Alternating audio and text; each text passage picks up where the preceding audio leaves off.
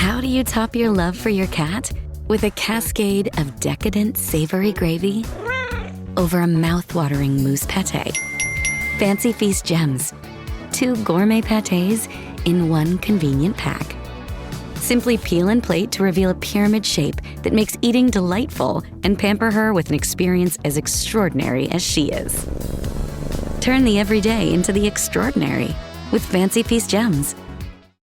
Does it ever feel like you're a marketing professional just speaking into the void? But with LinkedIn ads, you can know you're reaching the right decision makers, a network of 130 million of them, in fact. You can even target buyers by job title, industry, company, seniority, skills, and did I say job title? See how you can avoid the void and reach the right buyers with LinkedIn ads. Spend $250 on your first campaign and get a free $250 credit for the next one. Get started at linkedin.com/campaign. Terms and conditions apply. This episode is brought to you by Tic Tac. Your boss is going off at you for missing a deadline and you swear the clock just moved backwards. Suddenly, you remember the pack of Tic Tacs on your desk. Now you're riding horseback on the beach, the smell of citrus in the air. And what's this? Your boss is sitting behind you, breathing heavenly fresh mint? Refresh your mouth and mind and share your good vibes with Tic Tac.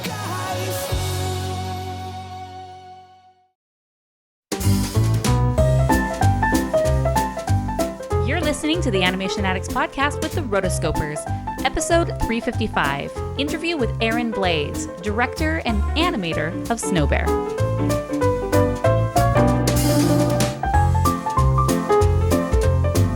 Welcome to the Animation Addicts Podcast with the Rotoscopers, the #1 place to get your animation fix with animation addicts just like you. Each episode, we dive into the wonderful world of animation featuring Disney, DreamWorks, Pixar, and everything in between. From hilarious discussions and movie reviews to interviews with industry insiders, this show's mission is to brighten your day through our love of animation. So hop on your nerdy couch, grab some snacks, and get ready to hang out with your animation besties because it's time to dive into today's episode. Hey there, Animation Addicts. I'm your host, Morgan Stradling, and I am excited to be here today because I have a great interview for you. I am interviewing Aaron Blaise, the director and sole animator of the short Snow Bear. We reviewed Snow Bear in our previous episode 354. So go to rotoscopers.com/354 to go listen to that review.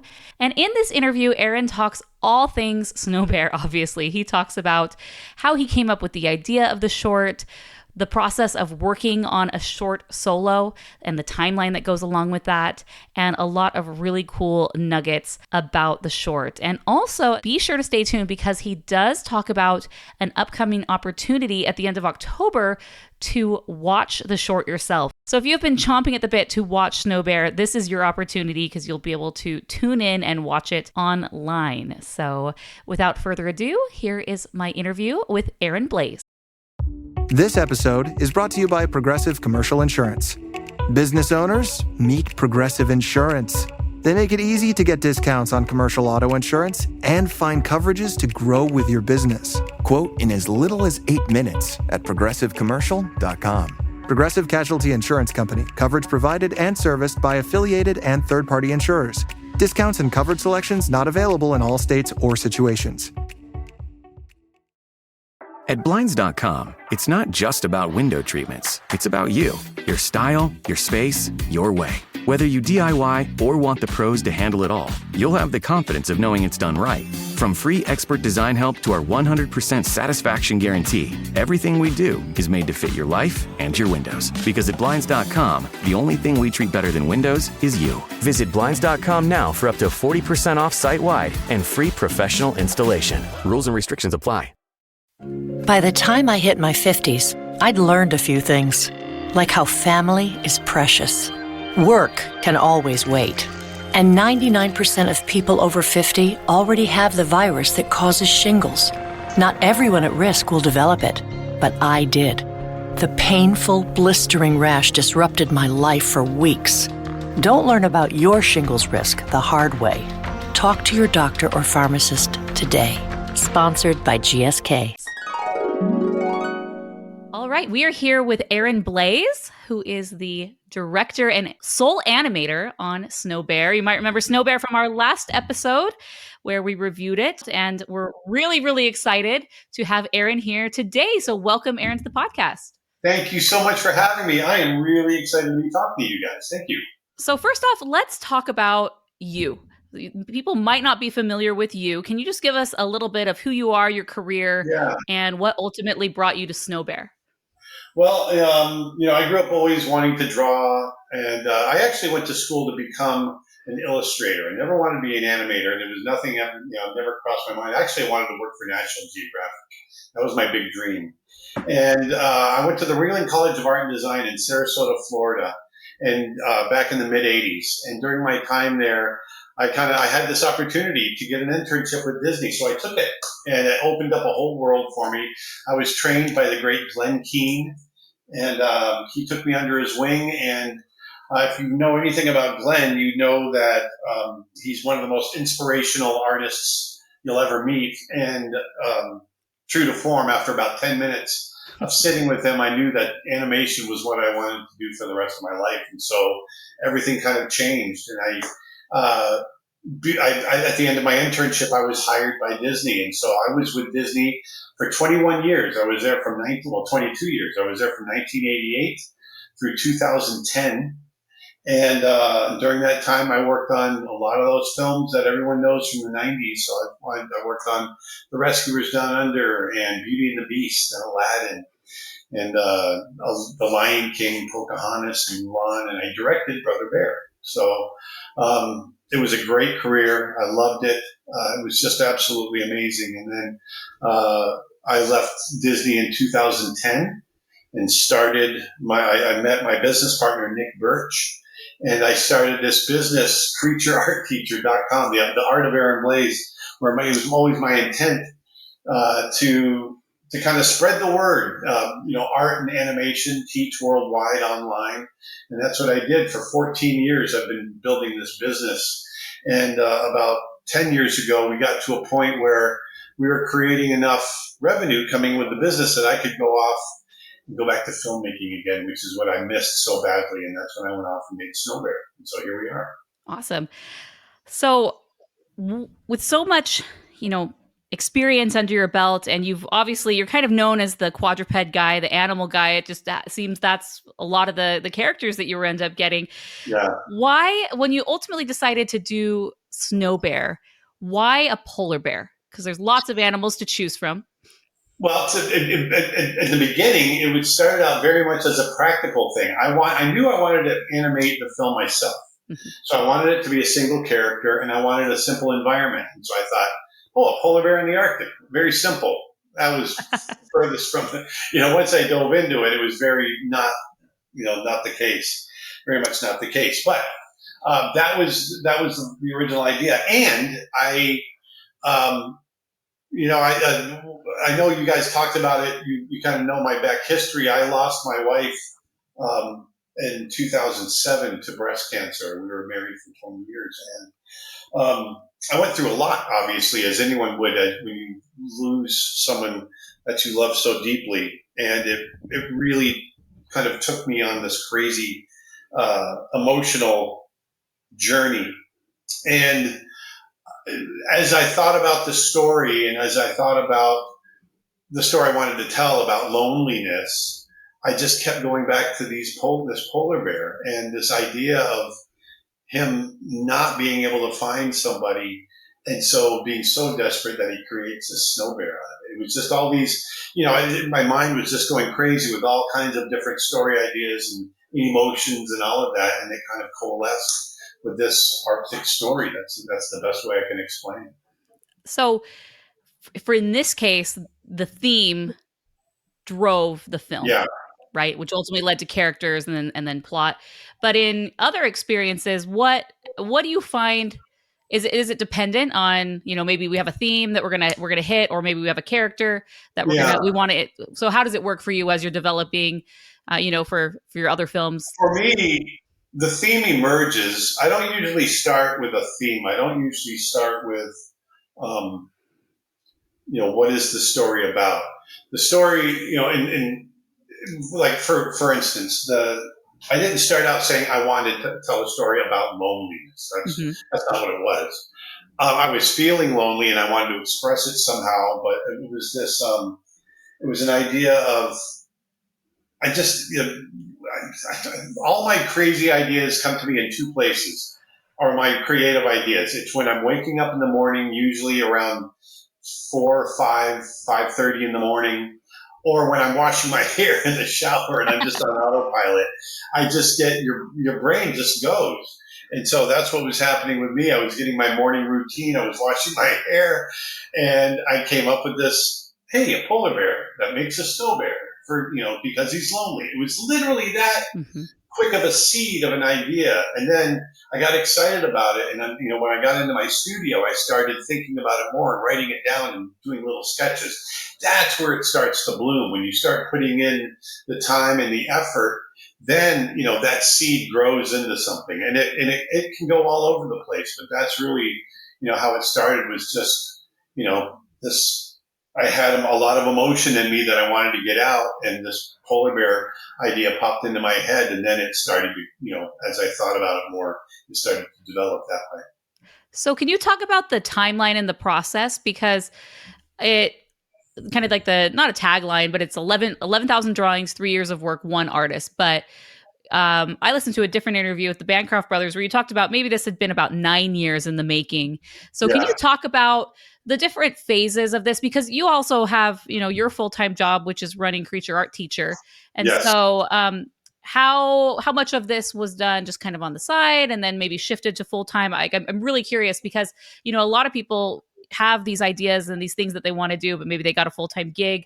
And so it's okay that it's going to take a while, but, just go talk about that process and the timeline so we can better understand that. Yeah. So that's true. I came up with the idea about 8 or 9 years ago. That's that big lightning bolt of inspiration in the shower, right? And worked on it for a bit. And but I was still, I was starting to get the business still going, and I was doing a lot of other things in order to make money, right? To pay my mortgage. And so it just kind of it brewed for a couple of years, and I would come back to it, and I would do some test animation, character animation. I'd come back to it. I would write a little bit, and after about 6 years, I realized, okay, this thing's never going to get done. We keep talking about it. I keep doing little things. No one was really driving me to do it.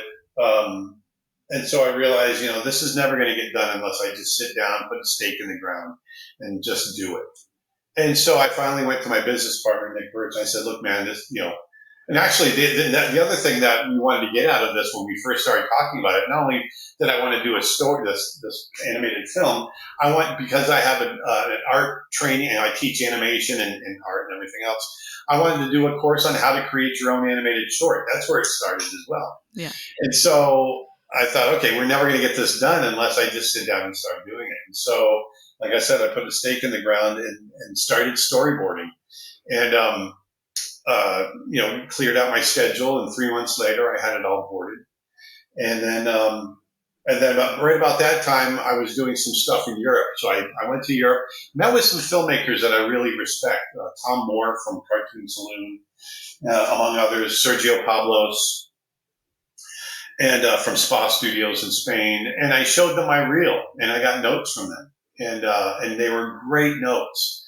So I came home from that trip, and I went in and reboarded some of the shots to get it to hit some of the notes that they had given me because I really liked them.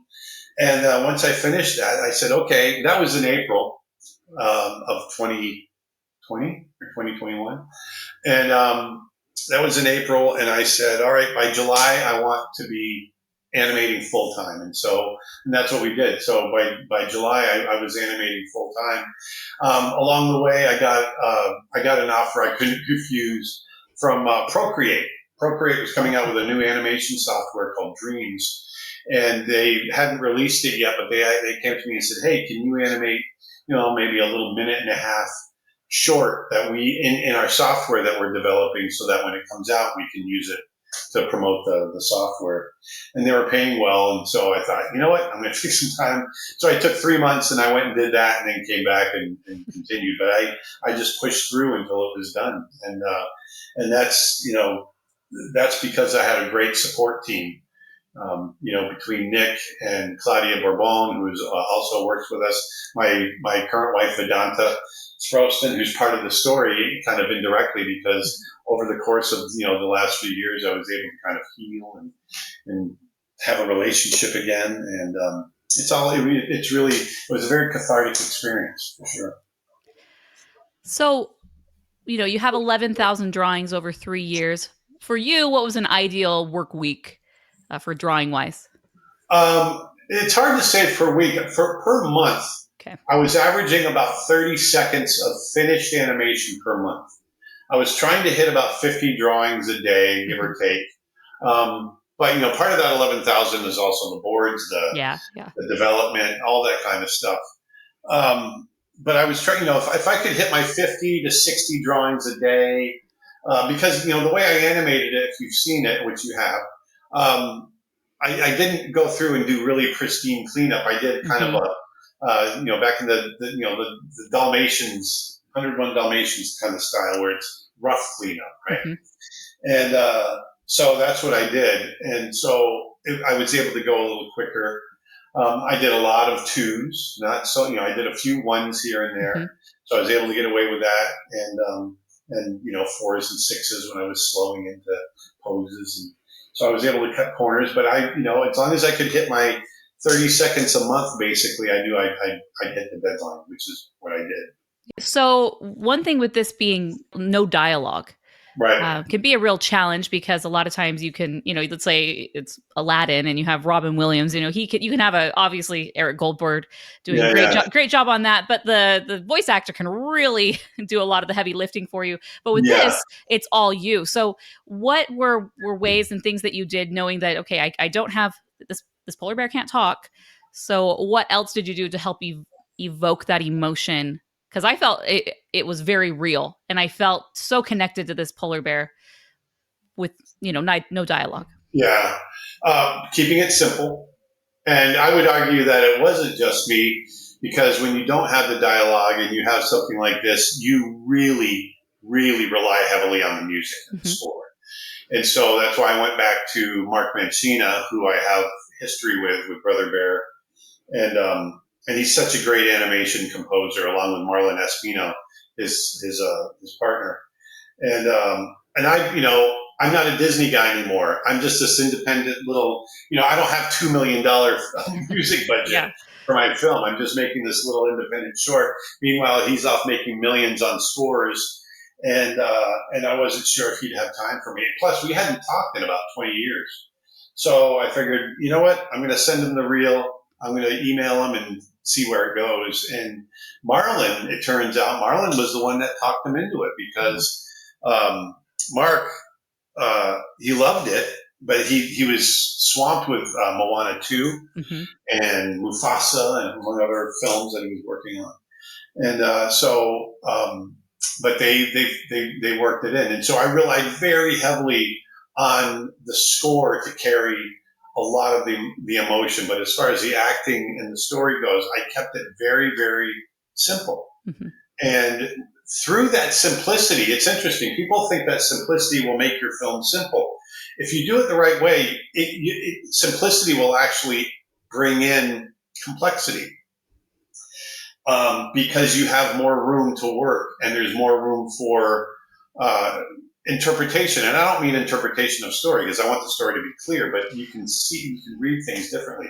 So I kept his acting very contained and very, I didn't want it to be broad. Like you said, it was very real. I wanted it to feel real and very tangible, because that's what I was feeling. I would get emotional when I would animate the emotional shots, because I was channeling the emotions I was going through. When that snow bear is melting, that was my wife, and I was holding her in my arms, and that was raw and very, very emotional. So I wanted to keep that really clear. And that's, that through the music and through just, being able to approach the animation in that way, I think it came out pretty strong. I was really happy with it. Yeah. What was the most difficult part in animating it? Was it the emotional moments? Was there a certain scene or setting or characters perhaps? Yeah. Animation's never easy. And, I always say there's hard shots and there's less hard shots. There's never easy shots. And so animation is just hard by nature, especially, hand-drawn animation is hard by nature. I think the biggest challenge was just saying, okay, I'm going to get this done. I've been doing this for almost 40 years. And so I have a certain way of getting my shots done. I have a certain process, and I start out, at A, and I get to C, B, or C, D, whatever. I get to the end, and it's done. I move on to the next shot. I'm through that process. So that part of it, as long as I follow my process, I'll get through it. It's always difficult. Mm-hmm. It's always, you're digging deep. You got to get it all done. But what's difficult, that's all within my control. Yeah. It's difficult getting through the things that are outside of my control, outside distractions, making sure I can get it, hit my quotas, but I've got this happening or that happening or whatever. That's where it really gets difficult and frustrating, because when I'm really in the zone, as an artist, every artist knows this, every musician, writer, visual artist, when you've hit that zone and everything's clicking, time doesn't exist. Nothing exists except the world that you're creating. When you're there, it's just flowing out of you. And I hit that a lot. What's really frustrating, like I said, is when you're pulled out of that. Mm-hmm. And something comes along that, I have to walk away from it for a week. I have to go teach a workshop for a week and then try to get back to it and get my mindset back into it. Those were the most difficult aspects of making the film. What was your favorite scene? I really enjoyed animating the underwater shot with the whale. Mm-hmm. I really enjoyed doing that. It's just fun to do. I love polar bears underwater. They're considered marine mammals. And that shot didn't need to be in there because I could have established, the idea that he wasn't making friends in other ways, but I really wanted to see a polar bear underwater just because I wanted to animate that. So that was fun.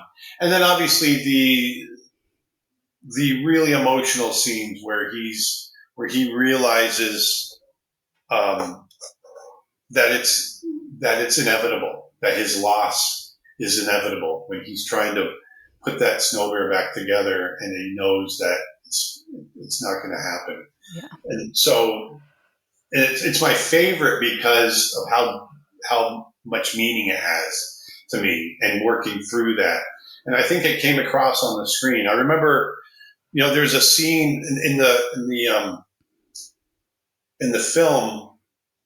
There's a scene where he's trying to put the ear back on, but the ear falls off, and he just takes his paw and he rubs the bear's head because there's nothing else he can do.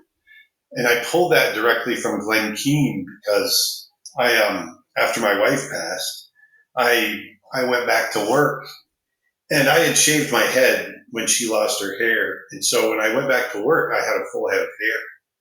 So it had been that long. Mm-hmm. And Glenn sat down next to me, and he put his hand and he ran his hand through my hair and just rubbed my head. And he goes, "Man, you've been through a lot." So I pulled that and I put that into the film. That's the first time I told that story. Wow. That's awesome. Yeah. Jif peanut butter. It's that jiffing good, it doesn't really need advertising. So instead, enjoy the calming sounds of the ocean. Jif. Ooh, it's that jiffing good. Get your Jif at jif.com. My marathon isn't about time. It's about my 26 friends with intellectual disabilities I'm dedicating each mile to. I'm Joseph. I'm running my first Bank of America Chicago Marathon for Special Olympics Illinois to help give my friends a place to shine. Join Bank of America in supporting Joseph's cause. Give if you can at BofA.com/supportjoseph. What would you like the power to do? Bank of America. References to charitable organizations is not an endorsement by Bank of America Corporation. So with the snow bear, I mean, we were talking about different things that it represents, and if it's something that you're using to replace something that you lost, Right. Or if it is like a representation of that person. Like, what are you, for you, you said for you, it was holding on to your wife. Yeah. And then, obviously my wife was never artificial like the snow bear is. Right. There's things that you can, I've dug into my own personal experiences to get the emotion that I needed. But if you look at the beats of the story, it's obviously different than that. There's beats that kind of line up and parallel, like, being lost in an ocean of grief and being, directionless and that sort of thing. But, I wanted to tell, that's where I had to go in order to find the emotion that I wanted to get across. What's interesting about it is that I never set out to tell an environmental story. I never had, in my mind, it was a story about loneliness and grasping onto anything you can in order to fill that void, and then finding something that's real at the end, right?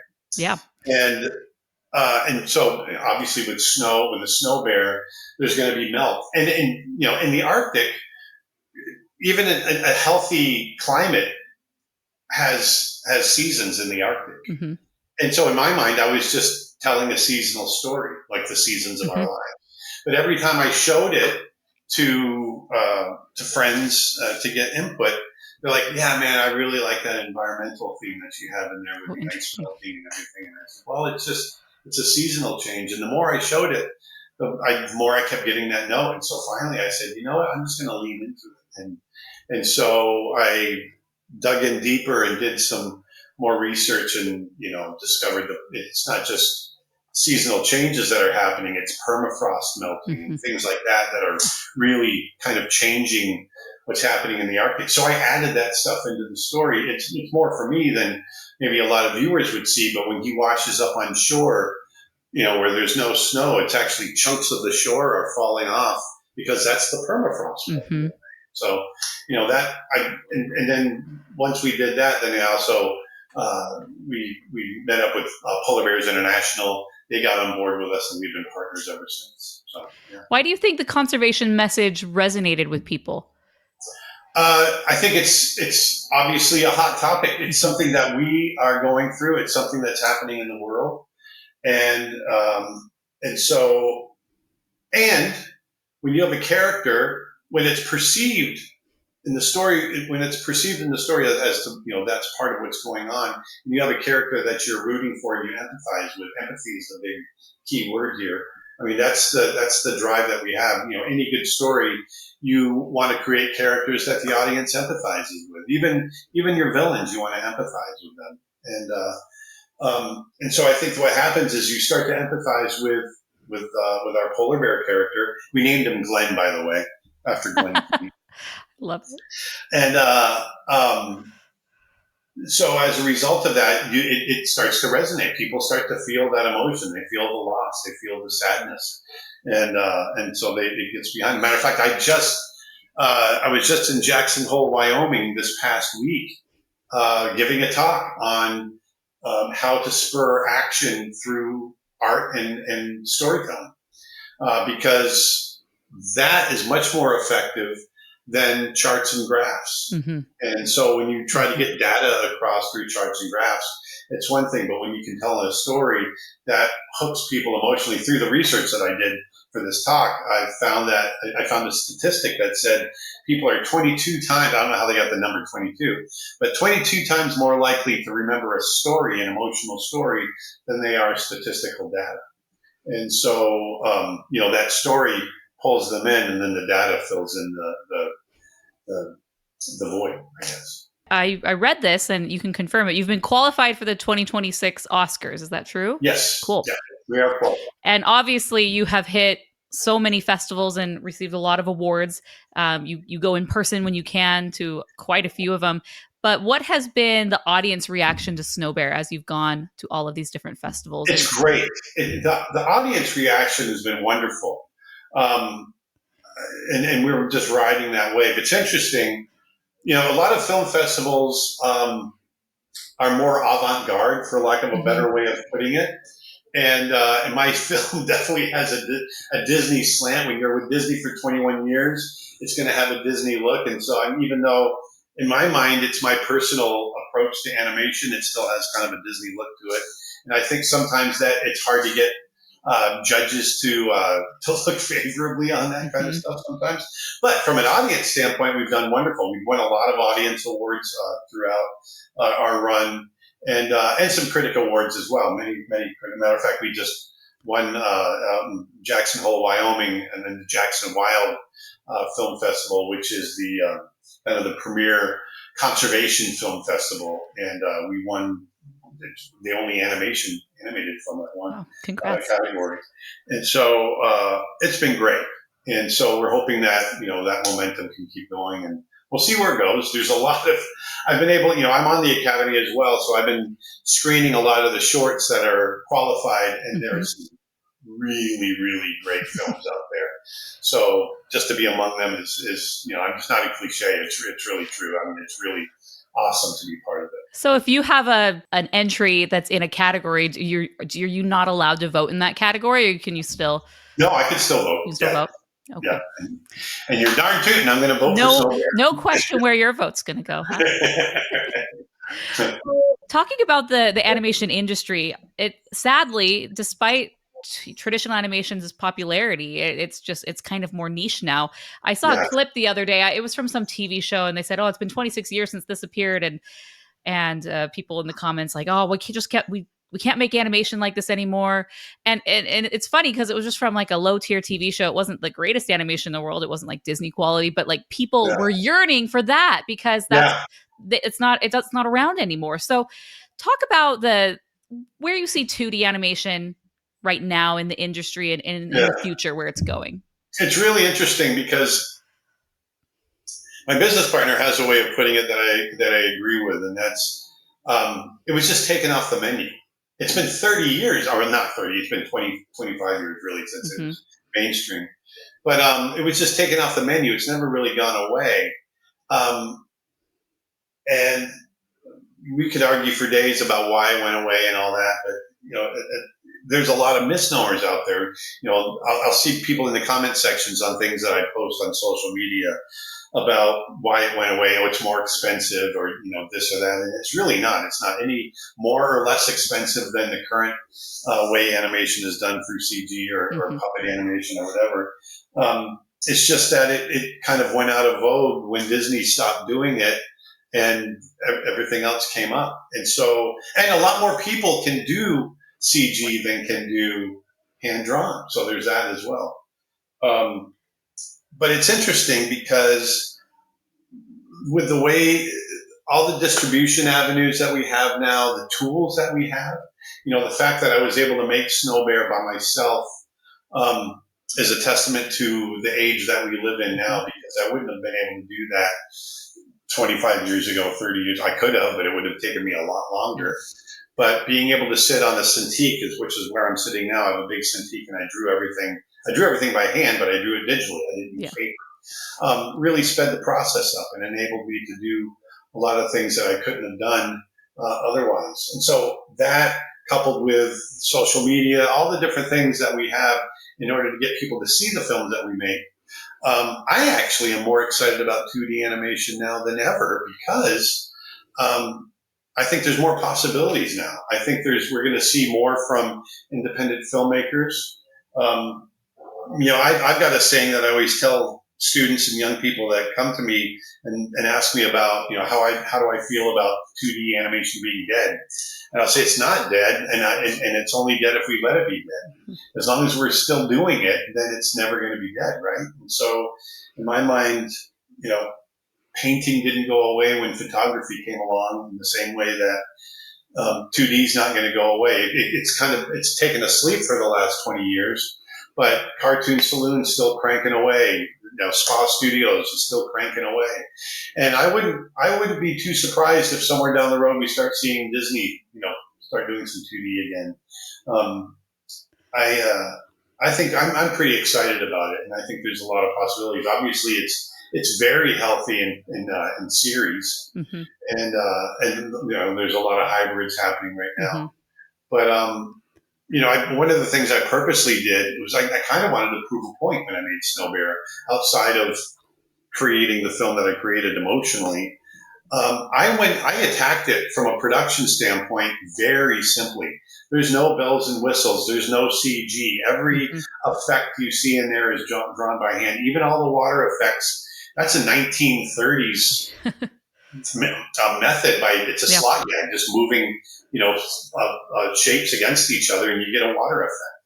I did it as simply as I could to show that we could do kind of high-end feeling productions for very little expenditure. I love it. Yeah. One thing I just love about traditional animation is that you really can feel the artist behind the drawings. Yeah. You think of, during the Disney Renaissance, there's Glenn Keane, there's there's all these masters that you had a supervising animator who was in charge of a character and owns that character from the very beginning to end. And, even the 9 Old Men, you could tell some of their scenes, because of their art style and, or their characters, I should say. And just, I love that personality is infused. And, with television in the 80s and 90s, it was very cheap and, they did their best, but it really is so difficult to do to be at a master level. And, maybe that's just one of the reasons that it's so hard to recreate what a master can do, and it is sad because now I watch CG films and I have no idea, who people have scenes or, a few shots, right?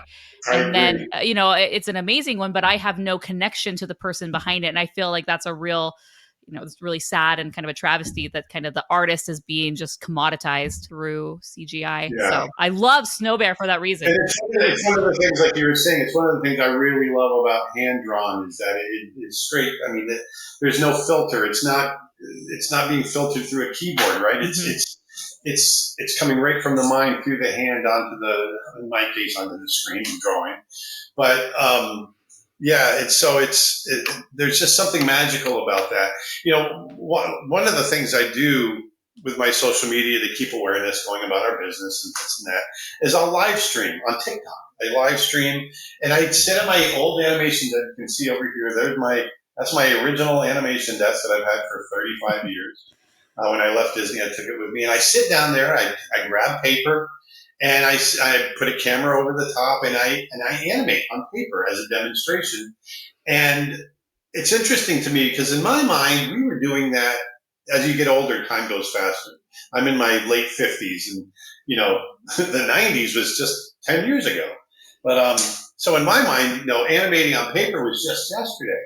But there's a whole generation that's gone by, generation and a half that's gone by without really seeing paper animation in the way that we saw it growing up. And so it's interesting to me when I sit down and I start flipping paper, I get one of the number one questions I get from people watching is, why are you flipping the paper? And I'll go, watch this, flip, flip, flip. And they can see the movement. Oh my gosh, it's like wizardry. And they just go crazy. And so I love kind of re-sparking that love of that magic that you get when you draw on paper and you animate by hand.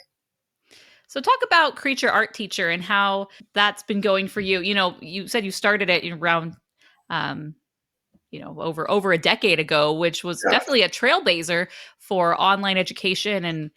And a lot of people have courses and classes now, but you've been doing this for such a long time and you have just a amazing archive and catalog. Can you talk about your business and Yeah. So what happened there was, I mentioned earlier that I was trained by Glenn Keane, but I was also trained by Mark Henn and all these wonderful, Eric Goldberg and Andreas Deja and the James Baxters of the world. Just being able to work with them over the years, it really brushed off on me, and you learn a lot of things. And so after I left Disney, I started up, what had happened was, the circumstances of leaving Disney was I was just struggling with grief and everything else. And the movie that I was making a film called The King of the Elves, and it was I was just spinning until they finally took me off the film. They wanted to keep me. They said, "Hey, we want to put you in development, or you can do visual development, whatever." But I knew then that my time as a director at Disney was done, and I knew also that I needed to figure out my life. Everything up to that point. My whole identity was my family and my job with Disney, and they both crumbled. And so I needed to find out who I was again. So I decided, in that moment, I quit.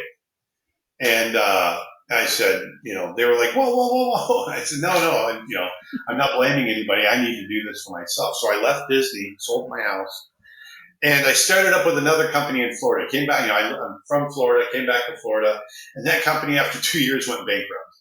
And so I was like, okay, I gotta really figure things out and redefine what I want to do. And so I was thinking, sitting on my back porch, drinking a cup of coffee, I started thinking about Glenn Keane and how much his teaching had affected me, all the different things that I had learned over the 30 years up to that point, or 20 years, 25 years. And then, so I thought, you know what, I can do this online. I can, YouTube was getting off the ground, and I thought I can spread and the other thing that was really bugging me was how expensive private art colleges were getting. Mm-hmm. When I went to school, it was about $8,000 a year back in the mid '80s. Now it's it's over $50,000 in some cases. In some of the school that I went to, and I thought that's criminal. And so there's a lot of young artists out there that will never get trained because they can't afford the schooling. So I thought, you know what, I want to cater to the lowest economic denominator around the globe and start teaching art. And so that was the genesis of the whole thing. And I started making classes and just started making these little videos and putting them on YouTube. And then I met my business partner who was teaching at Ringling at the time, and who actually became my brother-in-law because it was his sister-in-law, his wife's sister, that I met. And we ended up, over time we got married. But so we're business partners and brother-in-laws. And but we continued, kind of building this business. He was a web developer as well, and so we built the website out, and over time it just became what it is now. So yeah, we've been doing it for a long time. And I'm very happy to report that over the last several years, we've been getting a lot of people who could not afford to go to art school have come up to us and said, "Hey man, I just got my first job in animation because I took your classes. I couldn't afford to go to college, but I took it." So it was great. Wow. I mean, that's amazing, because that's one of the reasons why you wanted to start it, was for exactly people right. who couldn't go that route, and here they are, they're landing jobs, which is amazing. Yeah. So you mentioned that you this has like reignited your spark for animating, even though you've been doing it this whole time, and you're not done. So what's next after this? Well, it's funny, when I started this business, one of the benefits of starting this business that I wanted to do, I was getting to an age where if I want to paint and teach painting for a day, I'm going to do that. If I want to go off and animate for a day, I'll go and do that. And so that was my business for a long time. But once I sat down and really made a film, when I made Snow Bear, even though it's just a little 10.5-minute film, for me, that's more footage than I would normally get in a feature as a single animator. So when I created that really ignited this, I want to keep making films. And I thought, it came out not half bad. I think, maybe we can redefine how we get these films made, because I think we can do this quality for you certainly don't have to spend $200 million like some of the other studios are doing. And so I thought, all right, I'm going to use this as a calling card, and I'm going to write. And so I over the last year and a half, I've written 3 treatments and 1 script, feature, and then also some shorts in there. So I'm not sure where it's going to go. We'll know more probably by mid next year. Definitely going to do more shorts, but I would love to do another feature. Obviously, I can't do a feature on my own unless I've got the next 15 or 20 years, which I'm not sure I do. But if we could get a feature off the ground, then so be it. And actually, one of the features I've written is it's a prequel to Snow Bear. It's all about Glenn, the polar bear, when he was a cub and something that he went through when he was young. So, which again is kind of based on some of my own life. So we got a lot of irons in the fire for sure. Nice. The future is bright. That's awesome. Yeah. So what advice would you have for animators who maybe want to do their own short? It's just do it. I'm friends with Don Hahn, and Don is so prolific with the films that he produces. And I was talking to him about doing a film, and every time I'd see him, I'd still be talking about doing this film. And he says, Aaron, just do it. Just make the film. The film will never get made until you make it. You can talk about it. You can pontificate about it. You can come up with every reason why you can't do it, but it'll never get made until you do it. And so that really hit home. And so that's what it comes down to. We can find every reason in the world not to do something. But until you sit down and just make the time to do it, it'll never get done. And so that's the biggest thing. And once that kind of sunk into my brain, even in my older age now, it's still, I'm still learning, and that was a big lesson for me. And so I just, it's going from working for studios for your entire career to being independent. It's a big jump. Mm-hmm. And so it's a whole different way of thinking. And so for people that want to make their own film, that's really what it comes down to. Don't wait for the other person to do whatever it is they need to do in order for you to do what you need to do. You do what you need to do when you do it, when you can do it, which is now. Yeah. I always used to joke, I'll wait till tomorrow to stop procrastinating. Do it now. Yeah. So do it. So what tips do you have for staying productive? Schedule. That's the biggest, if you don't have a schedule, if you don't have some kind of organization in your life, then you'll just be scattered all over the place, and you might get it done, but it'll be a lot slower than if you just keep that schedule. And so I very tightly kept the schedule with Snow Bear. I had the luxury of doing it myself, and so I'm very regimented. I'm a terrible multitasker. I'm horrible at multitasking. But if you give me one thing to do, I do it, I get it done, then I move on to the next thing. And that's how I live my life. And so with Snow Bear, I got the boards done, and I got them to where I really liked them. And then I went to shot 1, and I did that. Then I went to shot 2, and I did that. And I literally made Snow Bear that way. I had the luxury of being able to do that. But so I had that schedule. But it's really all about really keeping a tight schedule and sticking to it, and take the time off when you can, so that you can come back and be fresh. Love it. So is there any last things you want to talk about the short before we wrap up? First of all, I really appreciate you having me on and letting me talk about it, because, one thing about shorts is that it's a short, big deal. It's a little 10-minute film, but for me, it's, several years out of my life, and it's deeply emotional, and there's a lot behind it. And so for people to see this tiny little film and to appreciate it like you have, really, that means so much to me, because like I said, it's 3 years of solid sitting down and drawing, and it goes by in 10 minutes, and people go, oh, that was cute, and they move on. But there's others that, really, it hits them in certain ways, and I see them cry and I see them laugh, and that really means the world to me. So thank you. Yeah, I'm pretty stingy about my 5 stars. I don't get it very much. Like, if something's good, it's usually a 4.5.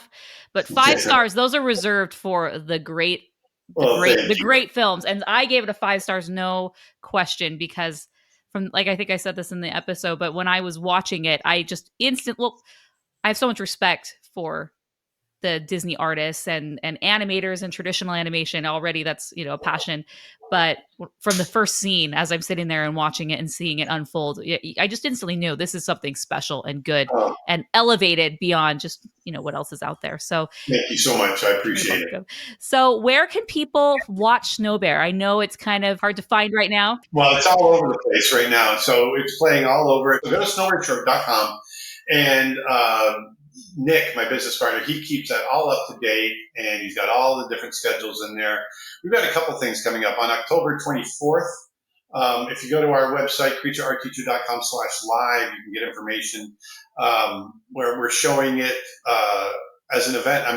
One of the things we've been doing with it, along with the film festivals, is we've been taking around the different theaters around the world, and we're doing a whole presentation where I talk about my career in animation, I talk about the inspiration behind the film, how I made the film, and then we show the film. And so it's about a 90-minute presentation that we do.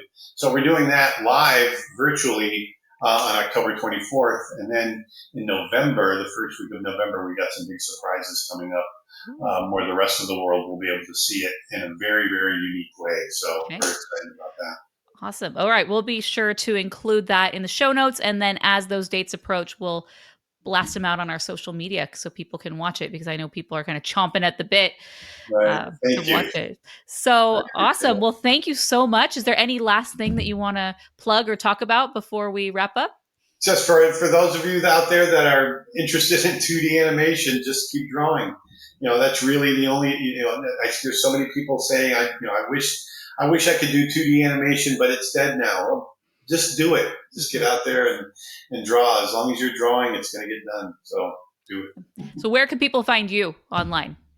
CreatureArtTeacher.com, or on social media, everything's Aaron Blaise Art, at Aaron Blaise Art. Perfect. We want to say thank you to Aaron for joining us. And we're so excited to see the future of Snow Bear and wish you the best of luck. Thank you, Morgan, very much. I really appreciate it.